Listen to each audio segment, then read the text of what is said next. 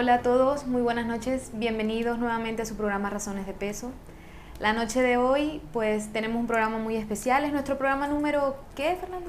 107. Nuestro programa número 107, 107 semanas que hemos estado acá conectados con ustedes, pues tratando de traerles siempre información valiosa, tanto para los que nos ven, que ya están operados, nuestros pacientes que ya llevan su seguimiento, como también para pacientes o personas que están interesadas en algún procedimiento bariátrico para su control de peso, o familiares que quizás puedan encontrar información valiosa en este programa.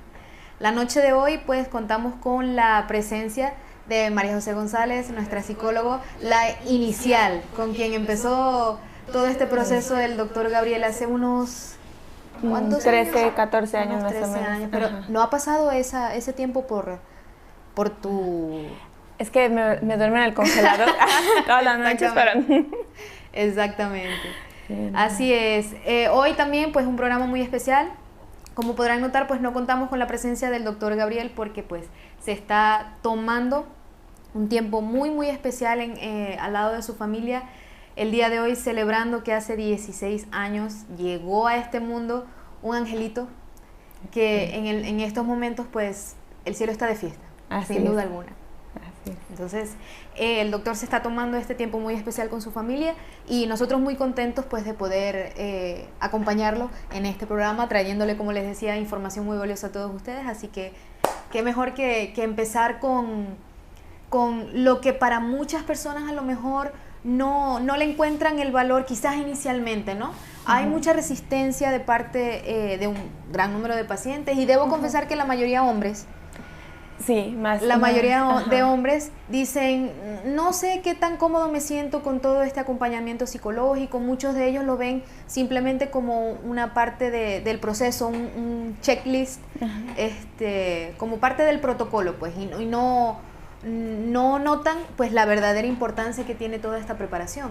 ¿Qué nos puedes decir al respecto, María? Así es, mira, es muy común que yo reciba a los pacientes cada vez menos, y ahorita te voy a platicar a qué creo yo que se debe que cada vez sea menos. Qué bueno. Pero sí es muy frecuente que lleguen conmigo como en esta parte, como dices tú, del checklist, ¿no? O sea, sí, vengo porque me dijeron que viniera porque me voy a operar. Y mientras menos consultas pueda venir, mejor. Y, o sea, ya prácticamente para que me diga que vengo sí, nada ya. más para cumplir. Ajá, vengo como, a una porque forma parte de lo que me exigen y adiós. Así es. Incluso con mucha frecuencia ese tipo de paciente, después de la cirugía, parece que la que se operó fui yo. Y yo estoy como más interesada escribiéndoles a ver si tienen tiempo para una cita esta semana o la que sigue, y me ando ahí acomodando en sus horarios, porque como que no logran entender cuál es la importancia del acompañamiento psicológico en este proceso. Y como mencionábamos, pues un acompañamiento que es muy importante que inicie antes del procedimiento quirúrgico. Incluso, no sé si tienes alguna experiencia que nos puedas comentar de pacientes que a lo mejor no tuvieron esa fase de iniciación, digamos, y que después se vieron forzados por X necesidad de llevar el seguimiento después de la cirugía, y como que dicen, no, como que sí debí hacerlo inicialmente. O esto me hubiese ahorrado tales y tales inconvenientes, ¿no? Sí, mira, ahorita primero estaba pensando en otro tipo de paciente, pero ahorita con lo que me preguntas, sí me ha ocurrido de repente encontrar pacientes que después de la cirugía me platican que se les hizo muy pesado, porque mira, generalmente este tipo de paciente a veces ni siquiera me entero que se operó.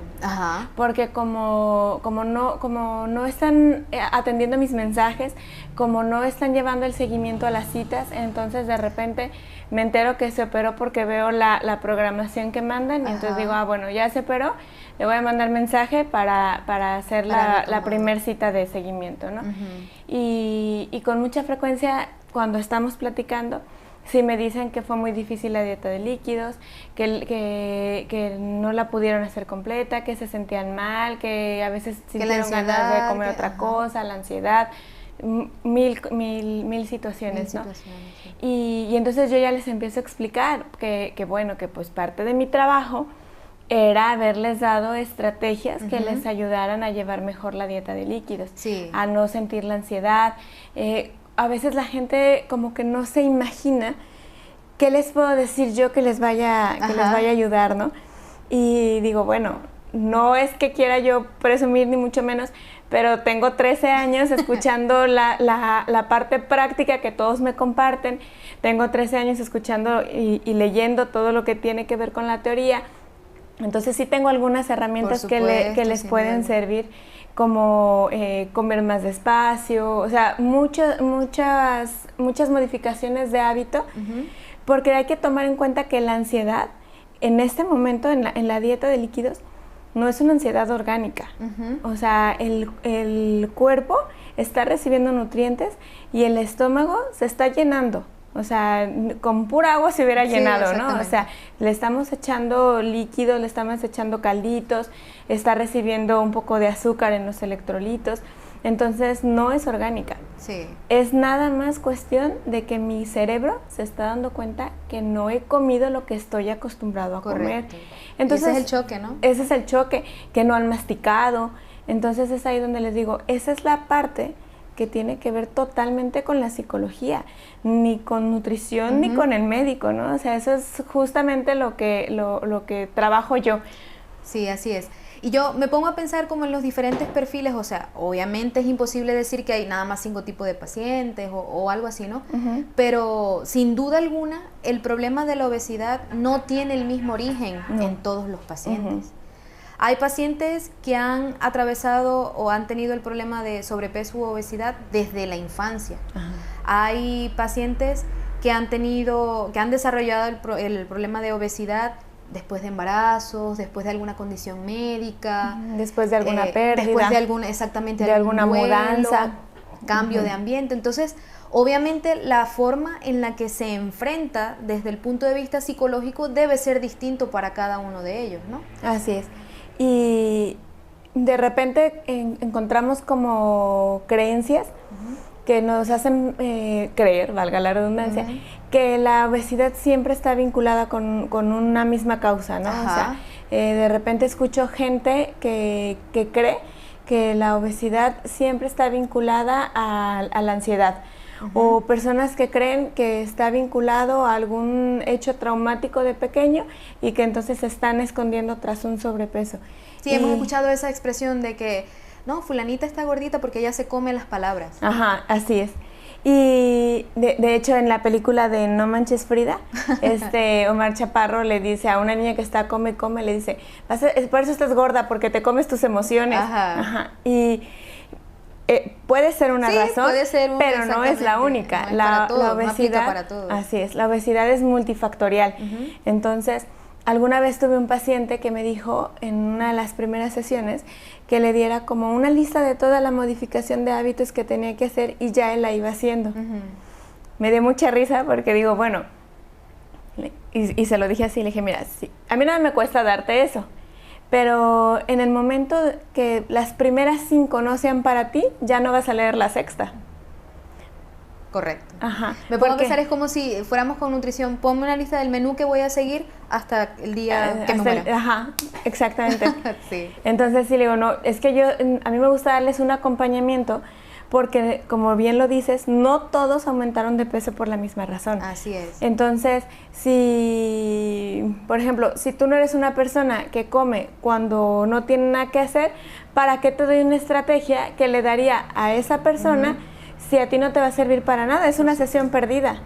Y entonces, si yo te doy una lista, te lo digo, en cuanto las primeras 5 no tengan nada que ver contigo, la vas a aventar y vas a decir, esto no era para mí. Claro, esto no era Por para eso mí. yo no tenía que ir a psicología, porque mira, esto no era para mí. Entonces, esto es personalizado. Sí. Y yo les voy dejando de repente ejercicios. Muchas veces les dejo un diario de comida donde les pido que, si quieren, por WhatsApp, me vayan mandando la foto de lo que comen en el momento. Entonces yo ahí voy viendo la hora de la comida anterior y qué comieron y qué tan bien servido estaba el plato. Entonces yo ahí me voy dando cuenta si son comedores de volumen, nada más en desayuno, comida y cena, o si son personas que constantemente están comiendo, o si son personas que solo comen los fines de semana, porque como este diario es diario, como lo dice, entonces yo ahí me voy dando cuenta del día, de la hora, de la cantidad, si es en la tarde, o sea, yo ahí me voy dando cuenta de esas cosas que son muy útiles para mí. Así es, dibujando el perfil de cada persona, ¿no? Así es.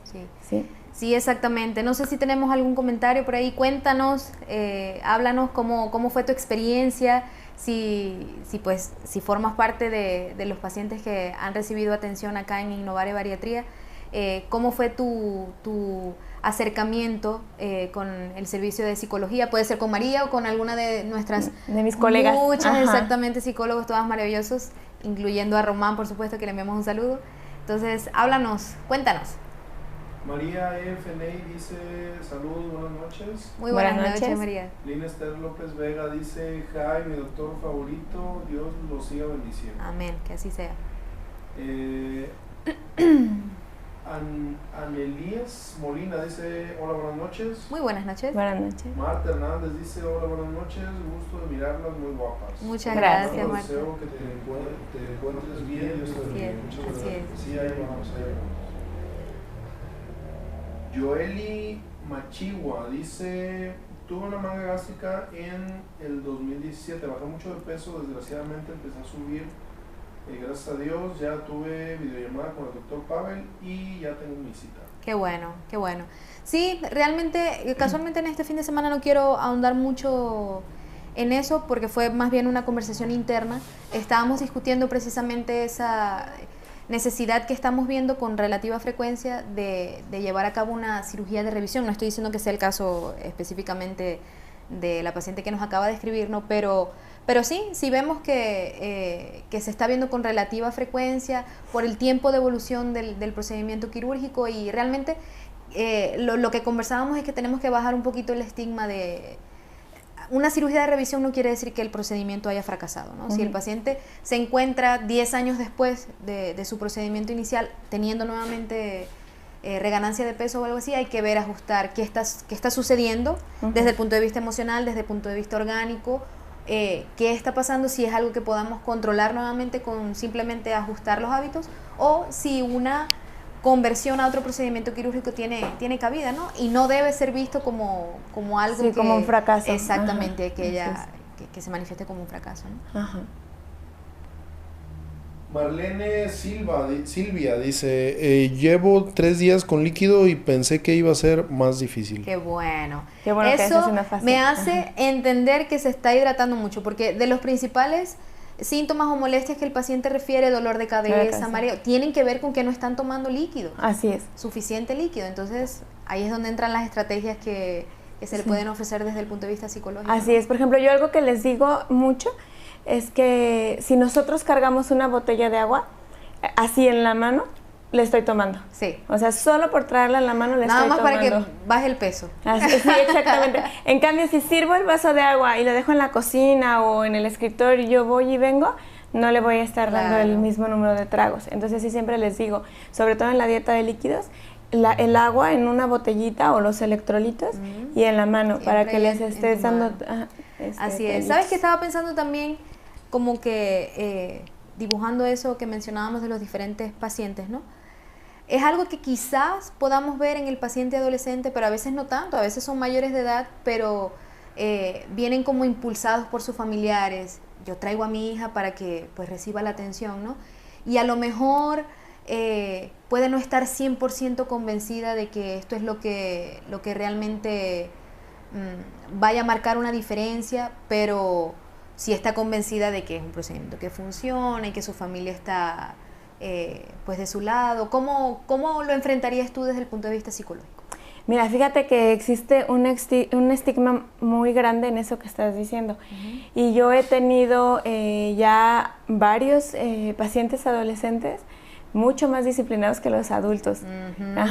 Que hasta podría decirte sus nombres de tan grabado que se me ha quedado, que digo, mira, mucho más disciplinados. O sea, yo pensaría que un poco entre la fiesta, los amigos, les costaría más trabajo no venir a sentarse en mi consultorio, porque eso lo pueden hacer fácil, el dinero se los están dando sus papás y el adolescente paga por andar en la calle, entonces esa parte no, sino el hecho de realmente hacer la modificación de hábitos. Y sin embargo me he encontrado con muy buenos resultados que yo no me esperaba. Qué bueno. Bueno, danos las gracias a nosotros por enviarte pacientes fáciles.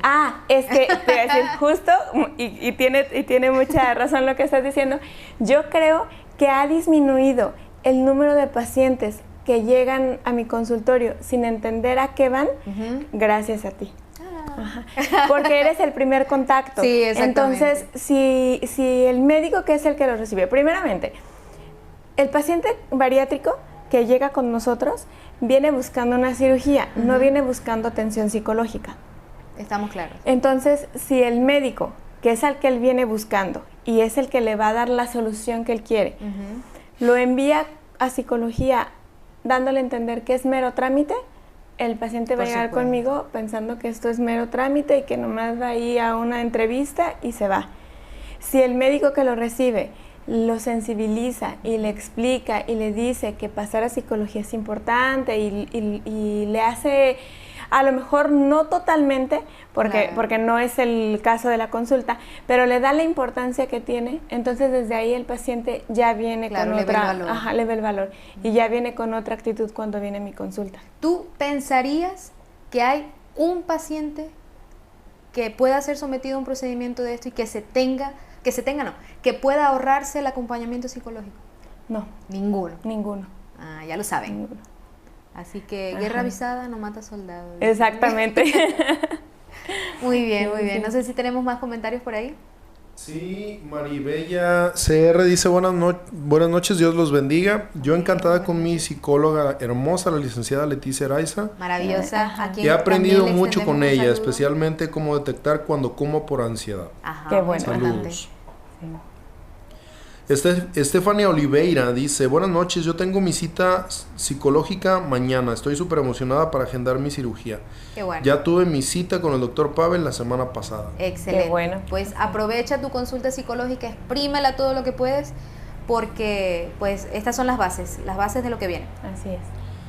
Walter Núñez dice, sin duda es súper importante el acompañamiento psicológico. A mí me tocó con la psicóloga Alicia Liñán, y siempre han sido muy útiles todos sus consejos, antes y después del procedimiento. Estoy muy contento. Qué bueno. Me encanta escuchar estos mensajes, de verdad que sí. Sí, porque complementan todo el tema que estamos abordando. Así es. Muy bien, entonces... Deja de decirte algo antes de que se me pase. Ahorita que estaba una de las pacientes que escribió, que dijo que fue con la licenciada Leticia, con la psicóloga Leticia, mencionaba que la ha enseñado a detectar cuando come por ansiedad. Y esto es súper importante. Yo eso siempre se los menciono a mis pacientes. Les digo, mira, la intención es que tú vengas conmigo un tiempo, no que seas mi paciente eterno. Entonces, yo necesito darte herramientas que te puedan a ti ayudar para sobrellevar todo lo que vaya a pasar en tu vida futura. Y eso incluye ansiedad, incluye tristeza, incluye quizá algún desempleo, alguna mudanza, la toma de alguna decisión difícil, alguna pérdida. Entonces, esto que mencionaba ella es fundamental, porque la gran mayoría de nosotros primero comemos y luego pensamos a ver qué nos pasó, ¿no? O sea, en el mejor de los casos, cuando ya estoy dejando el plato en el fregadero o el bote que me encontré en el refri vacío, es cuando digo, ay, era media tarde, ¿por qué comí? Pero quizá ni siquiera eso, quizá nada más termino de comer y ya, y luego al ratito como otra cosa, y no me detengo a darme cuenta qué está pasando conmigo y por qué estoy comiendo. Entonces, si yo no aprendo a hacer esta parte, tarde o temprano, según el procedimiento que me hice, es el tiempo que va a tardar en volver a ganar peso. Entonces yo siempre les digo, es fundamental que volteemos a ver nuestras emociones, que volteemos a darnos cuenta por qué estamos comiendo. Y eso es difícil. Porque y también que elegimos comer, ¿no? Y también que elegimos comer. Y eso es difícil porque lo más fácil es ignorar la emoción. Lo más fácil es ir, comer, y mejor ni me doy cuenta que era lo que estaba sintiendo. Entonces, en la medida en la que yo aprendo a darme cuenta qué estoy sintiendo y resuelvo mi tristeza, resuelvo mi toma de decisión, mi ansiedad, lo que sea que se esté presentando. Me suena que eso es algo que hay que empezar a hacer antes del procedimiento, Antes del ¿no? procedimiento. Porque es precisamente lo que te va a controlar esa parte de estoy en mi dieta líquida, pero quiero pasar por el puesto de tacos porque en mi mente eso es lo que yo deseo, ¿no? Así Entonces, es. si no encontramos esa correlación, pues es más, el paciente, perdón, está más propenso a cometer ese error. Así es. Entonces, sí es importante antes del procedimiento. Así es. Empezar a Es muy trabajarlo. importante. Y por ejemplo, yo les digo, hay ciertos alimentos que por sus características hacen que mi cerebro produzca muchas sustancias y se sienta bien. Pero también el ejercicio puede hacer lo mismo. Claro. Claro que... Por ahí vi una vez una imagen que decía, ¿cómo era que decía? Que la comida es la adicción a la que se le presta menos atención en el mundo, y el ejercicio es el antidepresivo al que menos se le presta atención. Así es. Y yo les digo, claro que la diferencia es que si yo me siento un poco triste y voy a una barra de chocolate, mi cerebro va a empezar a producir endorfinas y me voy a sentir bien en menos de 10 minutos, 5 minutos. Y si yo voy a hacer ejercicio, por lo menos tengo que hacer ejercicio 40 minutos para sentir el mismo nivel de bienestar. Por eso la importancia de hacer ejercicio diario, porque si yo quiero hacer ejercicio cuando ya me estoy sintiendo mal, pues ni tengo ganas. Pues sí. Y yo ya sé, o sea, a lo mejor mi cerebro no lo ha registrado, pero mi cuerpo sabe que con ese alimento me voy a sentir bien rápidamente.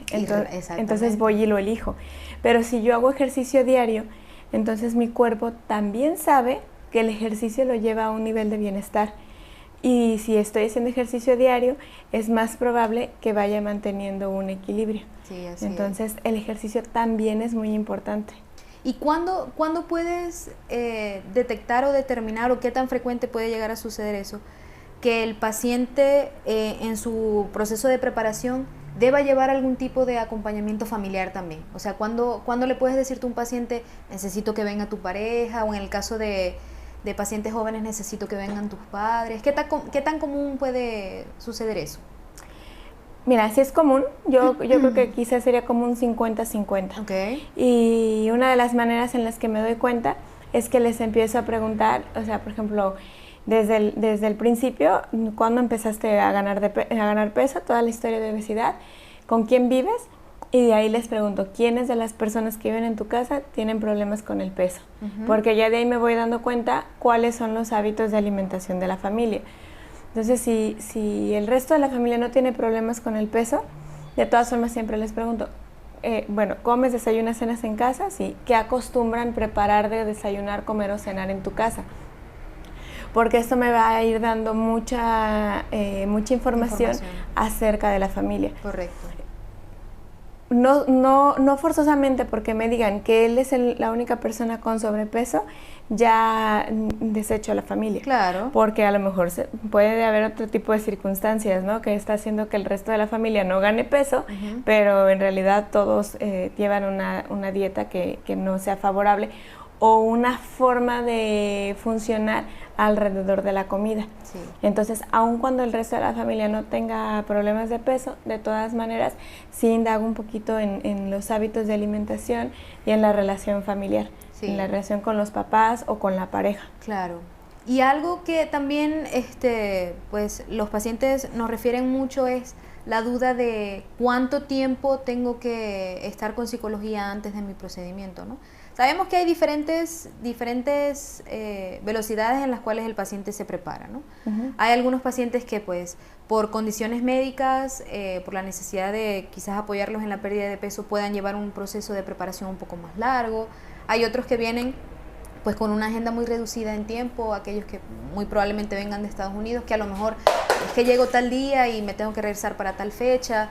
Quizás tengamos que ponerle el turbo a esta preparación, ¿no? Pero me resulta muy, muy difícil pensar que con una sola consulta vaya a ser suficiente para que tú como profesional puedas tener como un panorama general. Un panorama exactamente de esa persona, y realmente que esa persona, ese paciente también con una sola visita diga, no, sí, ya deposito toda mi confianza en este profesional, ¿no? me parece improbable. Así es. De repente se da, pero ahí sí es muy, muy poco común que se dé. A mí me gusta por lo menos unas 3 sesiones antes. Ahorita que hablabas del paciente que viene de fuera a operarse, ya ahorita la gran ventaja que tenemos es que yo puedo, y la mayoría de mis colegas podemos iniciar el acompañamiento aunque él esté allá, a distancia. Entonces, yo a veces ni siquiera los veo aquí, si vienen con la agenda tan apretada, o sea, la verdad es que les digo, mira, por mí es por la última que te tienes que preocupar. Realmente mi visita sería nada más para conocernos en persona, pero yo te puedo seguir dando el acompañamiento a distancia sin ningún problema. ¿Y hay algún como método? ¿Tiene que ser semanal? ¿Puede ser incluso dos consultas en la misma semana? ¿Cómo has notado esa parte? Mira, a mí de manera ideal me gusta verlos de forma semanal. Okay. Cuando por alguna razón ya el contacto se inicia y la cirugía ya está muy en puerta, podría ser como lunes y viernes, pero a mí no me gusta que sean muy pegados los días, porque más que la entrevista, o sea, por el hecho de la entrevista, pues hasta les podría dar 2 horas en un mismo día, claro, ¿no?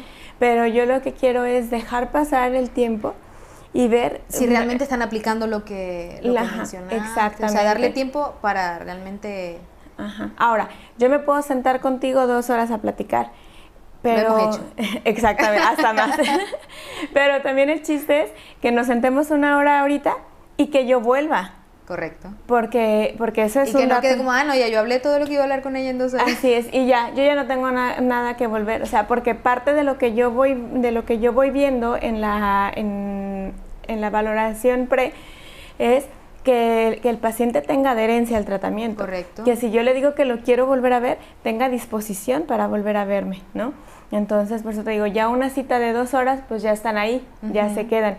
El chiste es que concluyamos y quieran volver. Sí. Porque hay algo que para mí es importante. El paciente que antes de la cirugía solo viene una vez, es un paciente que a mí me hace creer que después de la cirugía no va a venir. Claro. Porque antes de la cirugía es esta parte, si lo está tomando como un checklist, pues por lo menos viene 2 o 3 veces porque cree que es el número de veces que tiene que venir para que yo les diga al equipo quirúrgico, ya está listo. Y si ni eso le está importando, si cree que con una y ya con eso le voy a decir, y si no le digo, pues ya él ve cómo le hace, es un paciente que muy probablemente no va a volver después de la cirugía. Entonces, a mí una sola consulta no me gusta. Primero, porque no me deja ver esa parte. Segundo, porque estudié psicología, no brujería, no tengo una bolita de cristal para conocer realmente al paciente. Entonces, yo lo que necesito es estar platicando con él y bueno, tengo la entrevista de 1 hora en la que se abordan ciertos temas. En la siguiente cita abordo otros temas.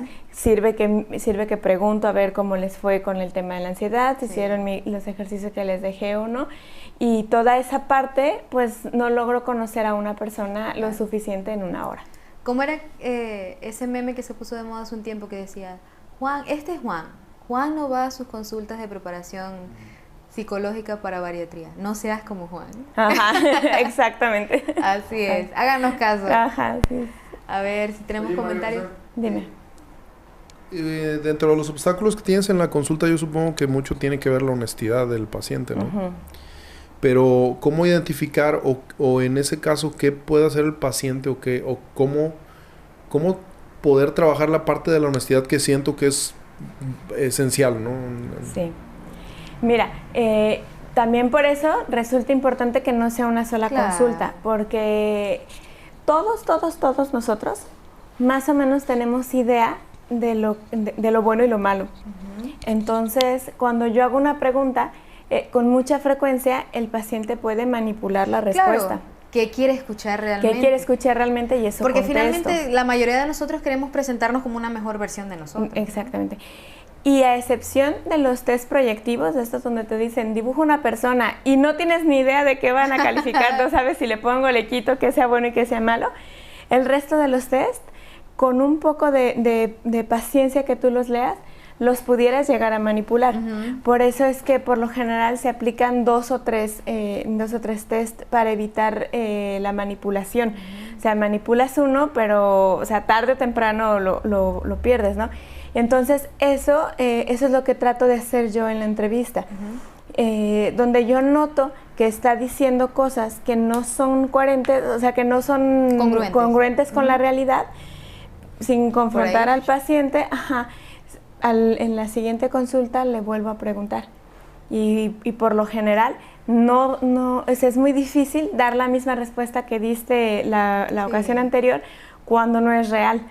Porque cuando es real, lo sabes y lo vuelves a decir igual, pero cuando no es real, no recuerdas con exactitud qué fue lo que dijiste. Sí, y entonces por ahí. Quiero pensar que también pues habrá gente que lo haga, como mencionas, con intención de manipular, y hay otras que no, por esa parte de, bueno, no quiero decir tampoco o presentarme como, qué sé yo, ¿no? O sea, como que tratan de cuidar su imagen de esa manera, hasta que finalmente...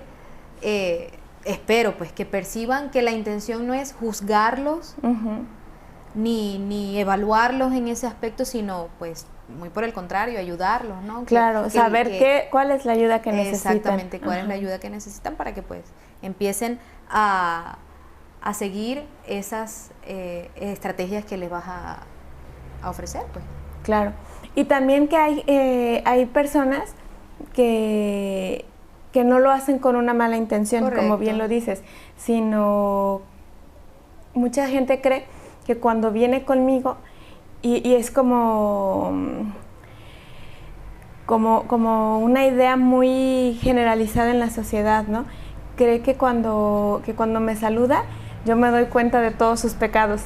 Y no es cierto, o sea, no, me doy cuenta de lo mismo que te das cuenta tú, Fernando y los que sean, ¿no? O sea, realmente tendríamos que tener una entrevista para que yo me pudiera dar cuenta de más cosas.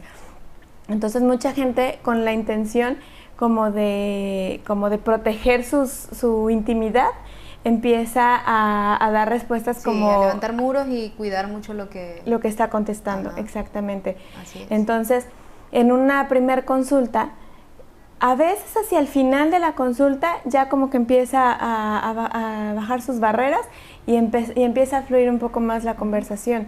Entonces, si yo me quedo nada más con una primer consulta, me quedaría con muy poca información realmente que me sirva, porque a lo mejor 40 o 45 minutos de la consulta se fueron en que me estuviera contestando cosas que nos distrajeran del punto que nos tenían. Y creo que acabas de usar una frase, una expresión que tiene mucho valor, ¿no? Que información que tal vez me sirva, porque finalmente la opinión que nos pueda dar psicología, el servicio de psicología, es muy valioso para nosotros como cirujanos, ¿no? Cuando realmente parar y decir, este paciente no está listo en este momento, o que es la pregunta que te iba a hacer, ¿no?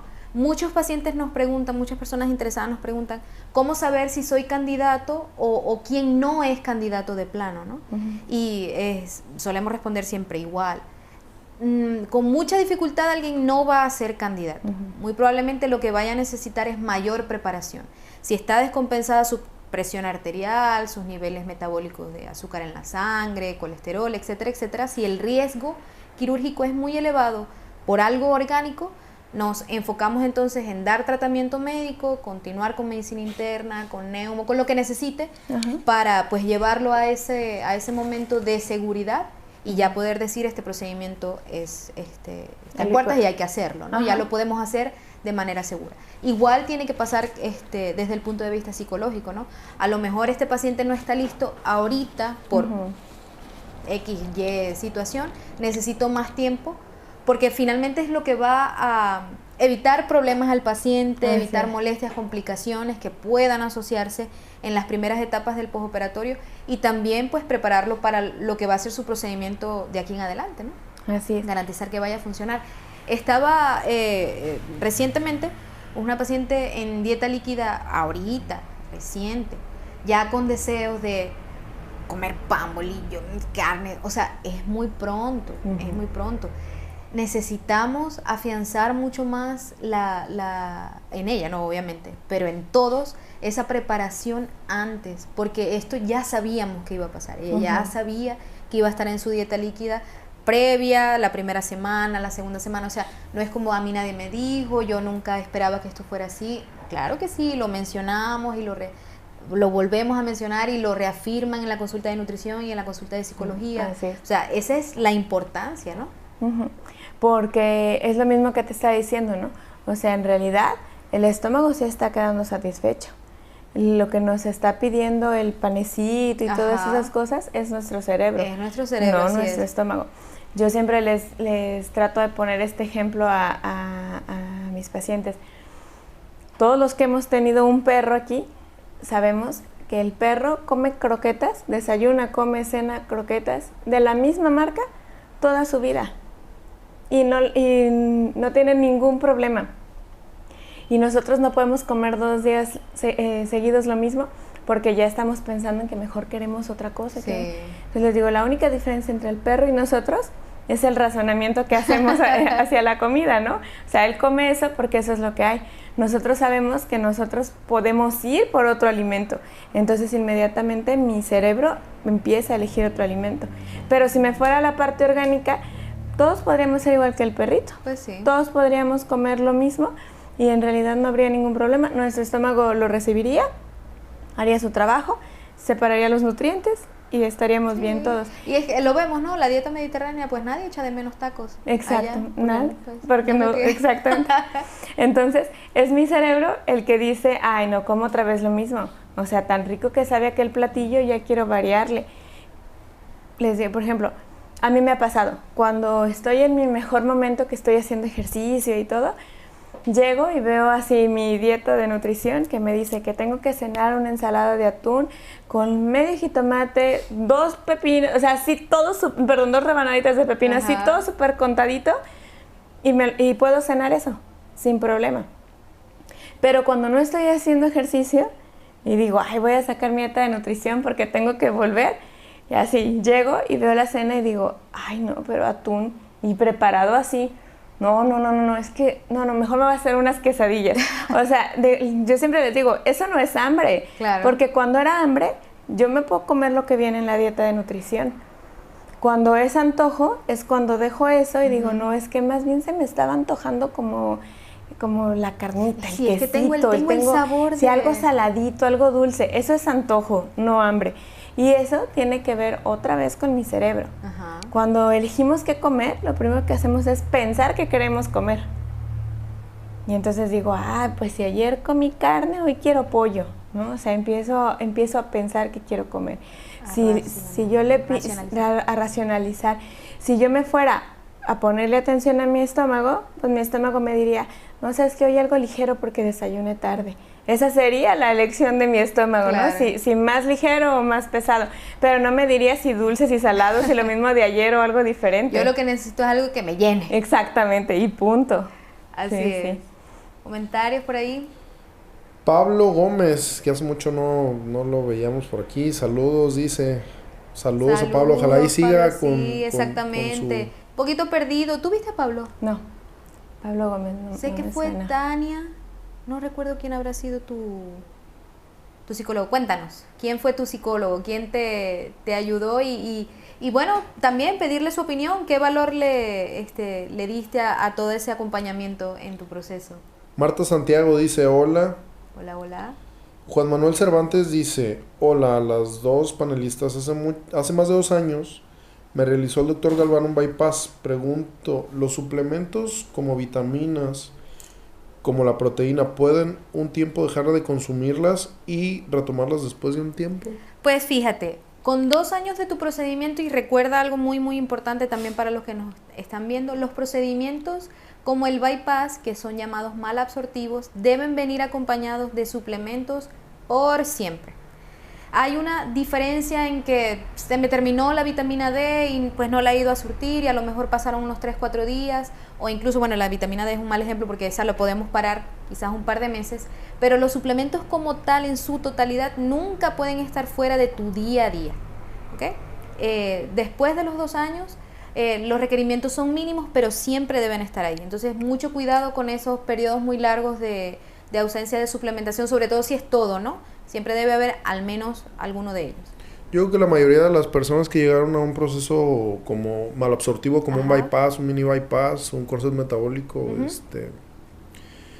yo creo que es porque la mayoría tuvieron problemas metabólicos. Exactamente.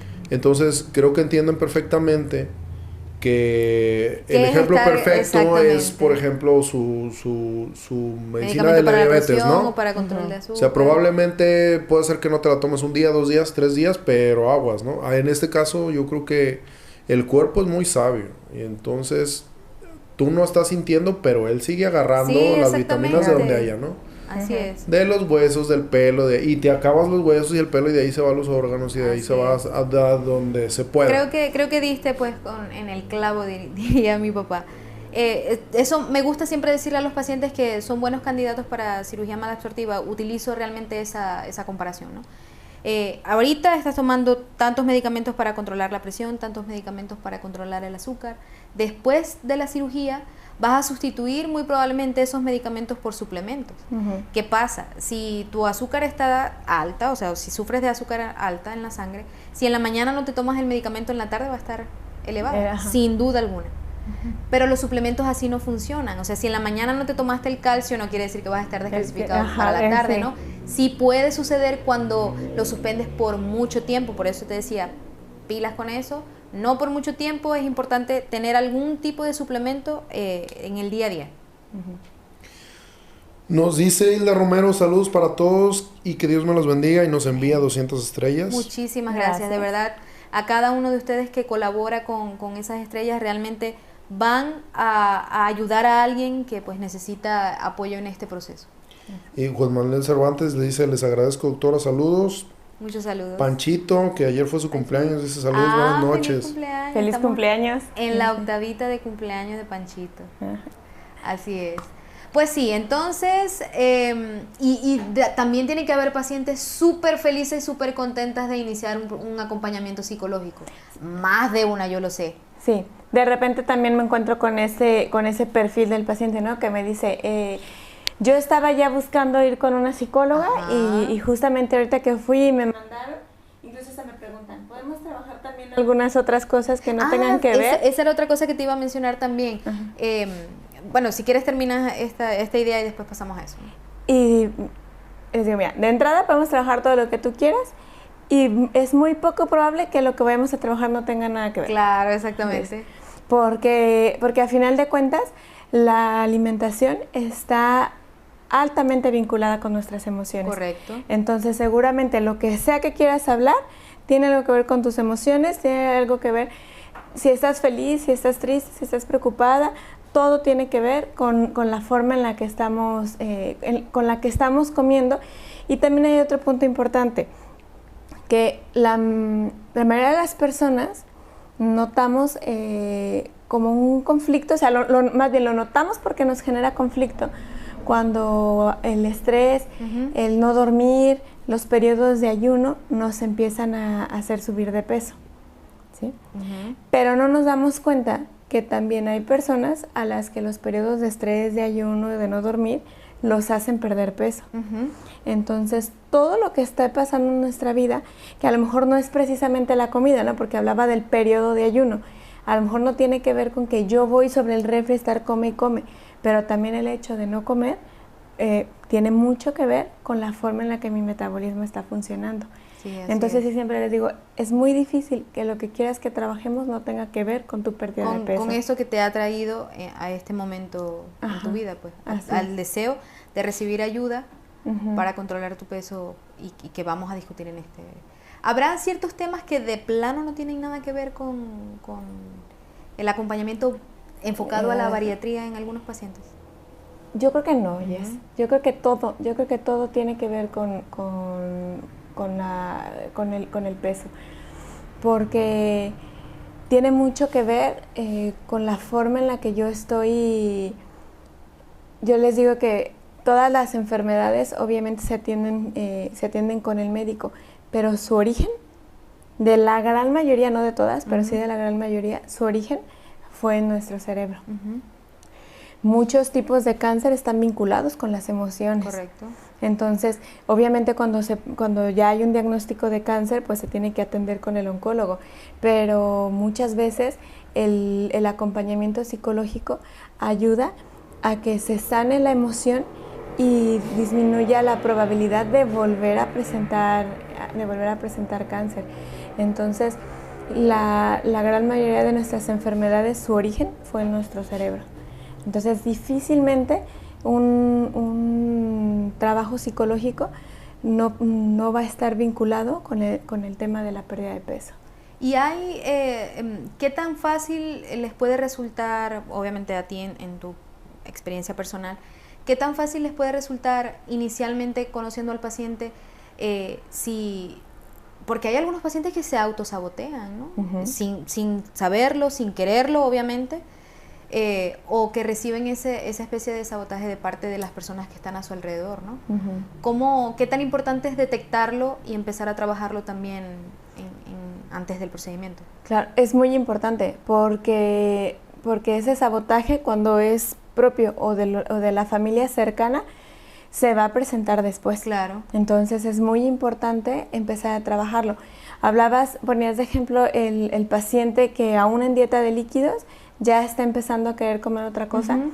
Bueno, o sea, hay que ver si el sabotaje es de ella misma. Obviamente se tiene que trabajar, y si se detecta antes de la cirugía, pues nos puede ayudar a ganar tiempo. Que también esto tiene mucho que ver con el número de consultas previas al procedimiento, porque si este paciente tiene muy pocas consultas, no podemos responsabilizar al psicólogo que lo está acompañando de no haber claro. podido hacer la detección oportuna. Entonces, mientras más podamos ver al paciente, más información vamos a tener, y es un paciente al que le va a ir mucho mejor. Claro. También puede ser que este paciente que está queriendo comer pan o que está queriendo comer otras cosas no sea un autosabotaje, sea de parte de la familia, y que entonces en la casa todo el tiempo esté el panecito, yo recuerdo mucho a una paciente que su peso inicial era arriba de 200 kilos, o sea, era un peso muy alto verdaderamente. Y ya durante el procedimiento, una de las cosas que nos decía, yo siempre les pregunto cómo te fue con tu dieta, no porque sea un tema donde yo les vaya a hacer correcciones, uh-huh. sino que para mí es importante saber si pudieron hacer la dieta o no. Entonces siempre cuando me dicen, ay bien, pero el martes no pude, entonces ya les pregunto, a ver, ¿qué pasó el martes, no? Y recuerdo mucho que esta paciente me decía que su mamá hacía gorditas, uh-huh. pero mira, para que ella las pudiera comer, no las hacía fritas, nada más las horneaba en el comal.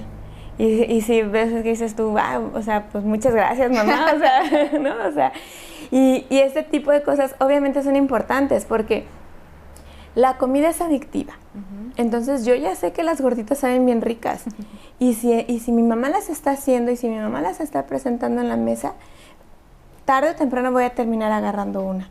Entonces sí es muy importante darnos cuenta de si el sabotaje viene de parte de la familia, si el sabotaje es propio. Sí es sumamente importante hacer el acompañamiento integral. Uh-huh. Y aquí viene la parte que decías hace ratito, ¿no? O sea, ¿cuándo es importante incluir a la familia?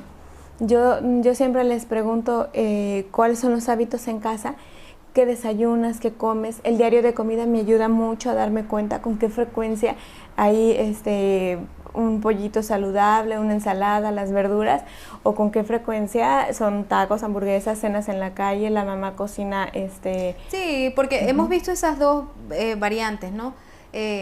Donde la familia, por el poco o nulo deseo de quizás cambiar los hábitos, le confiere al paciente dificultades para adaptarse al nuevo sistema, o que por el contrario, el cambio en ese paciente estimule a que el resto del núcleo familiar empiece a cambiar también, ¿no? Claro. Obviamente ese sería nuestro escenario ideal, Así ¿no? Ese es el paciente y la familia que todos queremos. Así es. ¿Sabes qué también de repente empieza a pasar mucho con el paciente que va perdiendo peso? Que nosotros... No sé si te ha pasado. Yo recuerdo mucho y a veces les comparto este ejemplo a mis pacientes. Cuando yo estaba en secundaria me quería pintar el pelo de negro. Okay. Negro, negro. Y mi mamá no me dejó. Ay, no, y no me dejó. Entonces ya cuando estuve más grande, me compré una peluca. Y a veces ya no, pero antes a veces me la ponía. Te juro, nunca me la he podido poner un día completo. Ajá. No necesito estarme viendo en el espejo para sentirme que no soy yo. Ajá. Obviamente, cuando paso en el espejo, más desconozco mi reflejo, ¿no? Entonces, es algo parecido.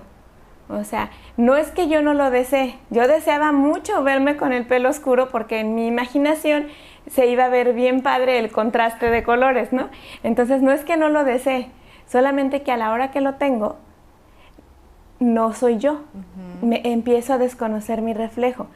Cuando una persona se pone a dieta con nutrición y baja 10 o 20 kilos, pues lo hace en el transcurso de 2 o 3 años. Entonces tiene el tiempo suficiente para ir procesando ese cambio, para irse adaptando a su nueva imagen. Cuando una persona se hace un procedimiento bariátrico, es como mi ejemplo de la peluca.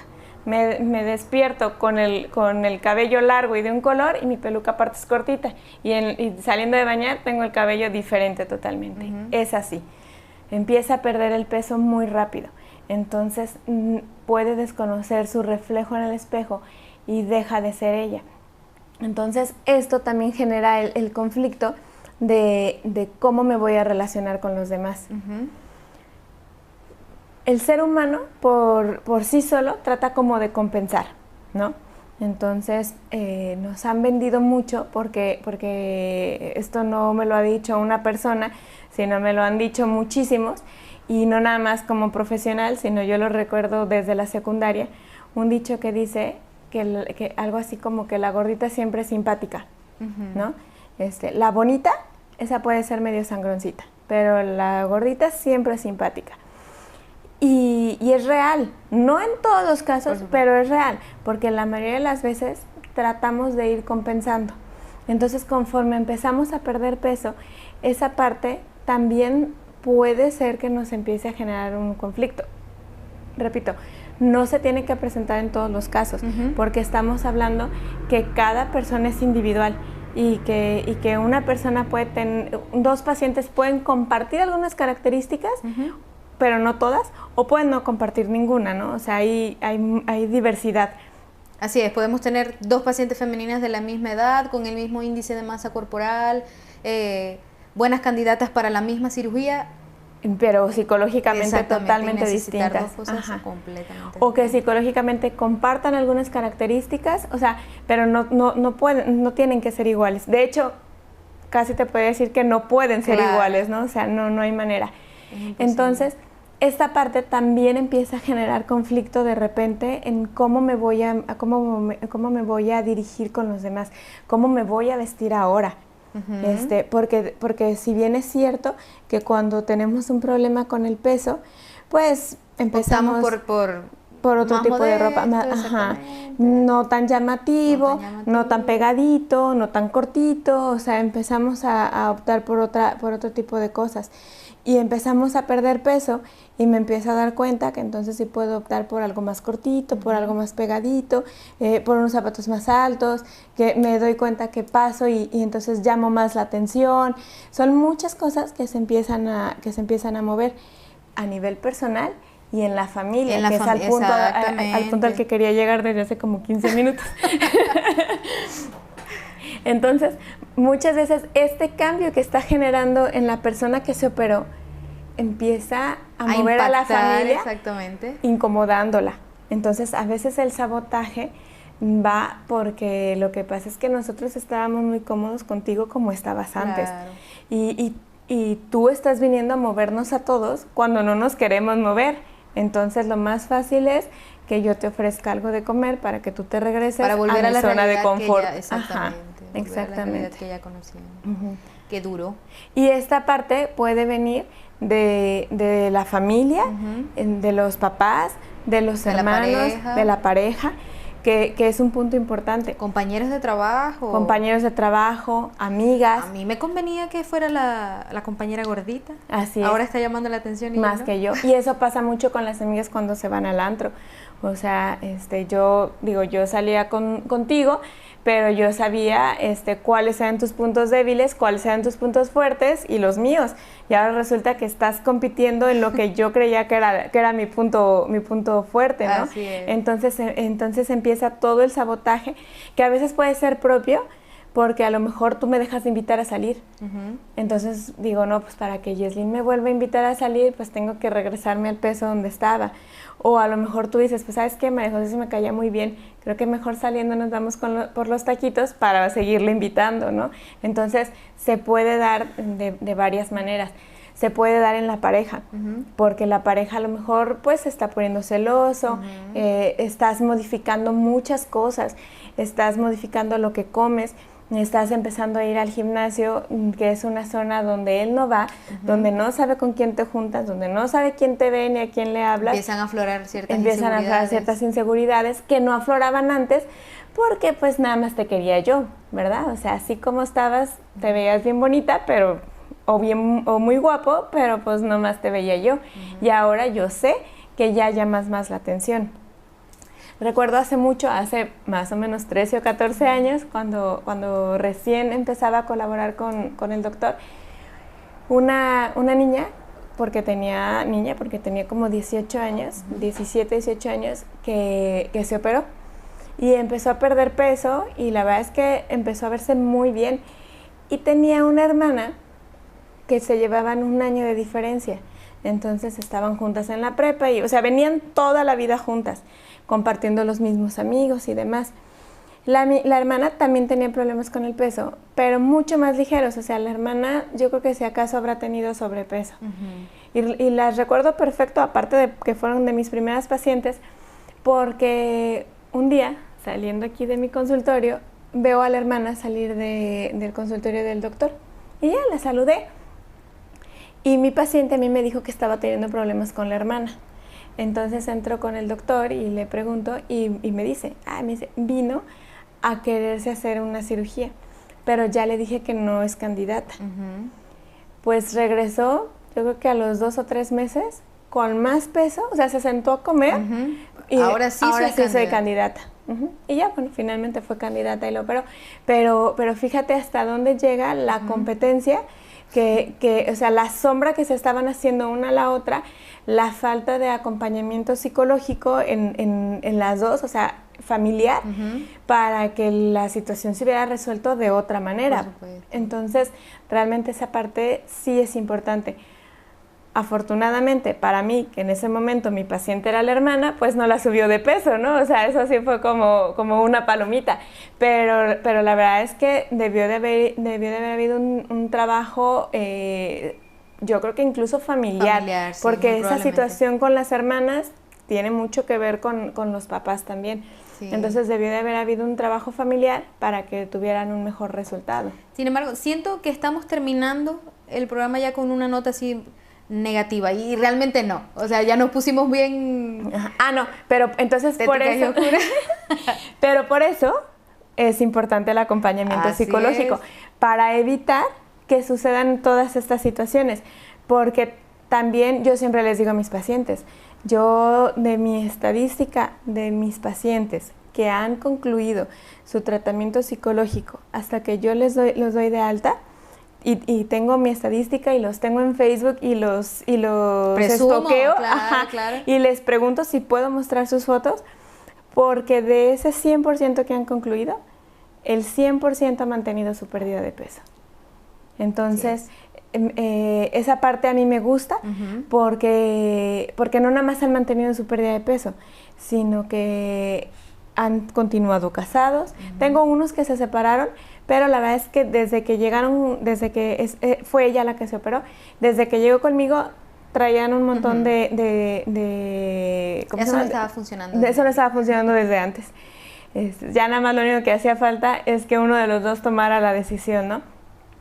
Pero en realidad sí se pueden prevenir muchas cosas, sí se puede acompañar y se puede tener un resultado muy padre, porque tampoco el objetivo es que pierdas peso y te quedes sin amigos, ¿no? Ajá. O sea, o que pierdas peso y te quedes sin pareja. No es ese el objetivo. Y yo en esa parte siempre se las digo a mis pacientes. Mi trabajo no es nada más acompañarte a ti. Mi trabajo es acompañarte a ti, darte las herramientas a ti para que te puedas relacionar con tu entorno, pero también a tu núcleo cercano lo puedes acercar a la sesión conmigo, ¿no? Qué bueno. Porque incluso muchas veces las dudas del procedimiento quirúrgico no son del paciente, sí, sino de la familia. Entonces yo siempre les digo, o sea, ven, les pregunto, ¿qué opina? ¿Con quién vives? Con mi mamá. ¿Qué opina tu mamá? No, yo sé que a lo mejor algunos pueden pensar, pues la sesión psicológica debe tratarse de mí, no que hablemos de mi mamá, pero es esta parte, ¿no? O sea, voy a ver cómo está la parte familiar, porque si es necesario abordarla antes de la cirugía, hay que hacerlo. Porque una cosa es decir, el paciente no me lo dijo, o no tuve el suficiente número de sesiones, y otra muy distinta es decir, me lo dijo, pero yo dije, ¿para qué? ¿No? Ya voy muy a la carrera, mejor ya no toco ese tema. Sí. Ahí ya es muy distinto. Muy bien. Pues yo espero de verdad, espero dos cosas. Uno, que para la próxima vez que vengas traigas la peluca negra. Y dos, no menos importante, de verdad, espero que el mensaje haya llegado a las personas que nos ven. O sea, que aquellos que estaban, no estoy realmente convencida si es algo que vale la pena, o siento que nada más es un trámite, que realmente se vayan convencidos de la importancia que tiene esta preparación antes de realizarse el procedimiento quirúrgico, que realmente tomen esas herramientas que tanto tú como el resto de tus compañeras les van a ofrecer, porque las necesitan. Sí.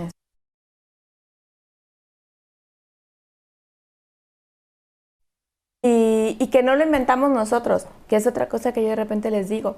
Desde hace muchos años, el Colegio de Bariatría vio la necesidad de integrar a nutrición y a psicología. Entonces no es un invento de nosotros, no nada más por un autoempleo, o sea, no. En verdad está fundamentado cuál es el acompañamiento, qué objetivos tiene el acompañamiento que nosotros vamos a hacer.